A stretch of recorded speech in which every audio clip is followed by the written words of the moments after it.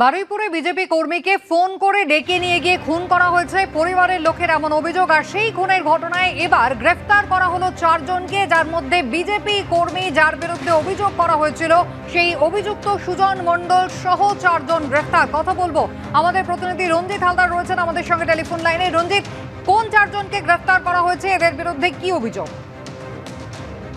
দেখো, এখানে 4 জনকে গ্রেপ্তার করা হয়েছে, যেখানে হাড়দাহ পঞ্চায়েতের বিজেপি সদস্য সুজন মণ্ডল, কৃষ্ণা মণ্ডল, কনক মণ্ডল ও অনিল নাইয়া, এই 4 জনকে বারুইপুর থানার পুলিশ গতকাল রাতে এই এলাকায় তল্লাশি চালিয়ে গ্রেপ্তার করেছে। আরো একাধিক নাম রয়েছে এমনটাই পুলিশ সূত্রে জানা গিয়েছে।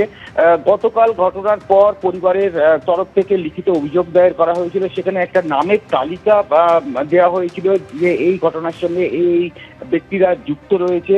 সেই ঘটনার সেই অভিযোগের ভিত্তিতেই কিন্তু পুলিশ তদন্তে নামে এবং এই 4 জনকে গ্রেফতার করেছে। ঘটনার পর থেকেই কিন্তু সুজন মণ্ডল পলাতক হয়ে গিয়েছিল, বিজেপি পঞ্চায়েত সদস্য, তাকেও কিন্তু পুলিশ গ্রেফতার করেছে। এই 4 জনের বিরুদ্ধে খুনের অভিযোগ দায়ের হয়েছে।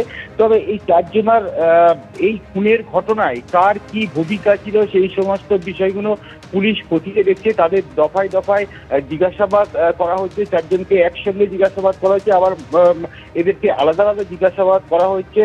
গোটা ঘটনার তদন্ত প্রক্রিয়া চালাচ্ছে বারুইপুর থানার পুলিশ এবং এই ঘটনার সঙ্গে আরো যে সমস্ত ব্যক্তিদের নাম রয়েছে তাদের খোঁজেও তল্লাশি চালানো হচ্ছে বারুইপুর থানা পুলিশের পক্ষ থেকে।